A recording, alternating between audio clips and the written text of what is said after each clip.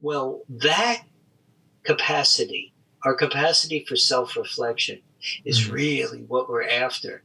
Because the moment you can notice something about your thoughts, the moment you can notice what you notice, you've taken a step back from the thoughts and recognizing that they are under your control.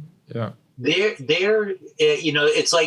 It's like the wheels of a car. If I turn them to the right, the car goes to the right. If I turn them to the left, they go to the left. And Yeah. if I put one in one direction and one in the other, I'm not going any place, right? But all of that is under my control.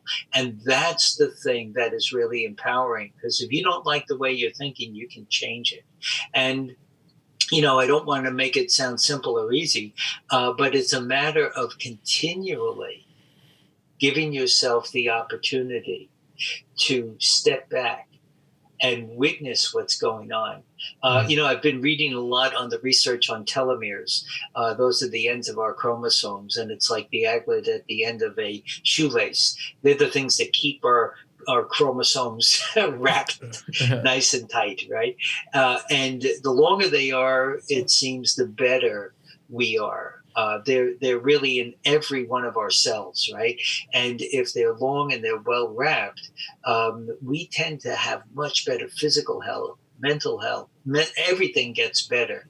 If Mhm. they're shortened and they're frayed, there's all kinds of disastrous things, everything from inflammation to chronic diseases, and poor mental health, poor relationship. And it seems that they've been able to isolate the length of the telomeres as really a cause. It is so interesting. A cause Wow. for either our well-being or our disease. And Mm. as I'm reading about that, the people who do that research are struggling mightily to find out, well, what can affect the length of our telomeres? And what they find out is that it's our thoughts.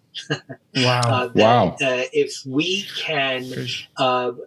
take our thoughts and move them in a positive direction, our telomeres and the enzymes that help them grow will actually lengthen. And if we ruminate about negative thoughts, they'll deteriorate and shorten. So we now get into the cause of the cause, right? Which Okay. has to do with the emotional influence we have over our biochemistry. Um, one of the things I do in the book, which you probably read, was I invite people to imagine a lemon in front of them, Yes. cutting it in half, And then smelling salivate. the lemon, and then biting into the lemon. Everybody I do that with, it produces saliva.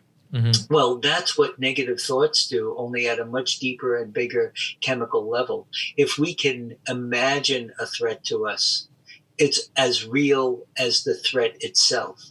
So we could be activating cortisol, adrenaline, all of these really powerful chemicals Yeah. that will, over time, uh, deteriorate our telomeres, which will deteriorate our Our physical health. health. So Yeah. Yeah. there's a lot of new research now going on about shifting our belief system so that we can move toward a challenge, be empowered by a challenge, so that we don't feel oppressed by it.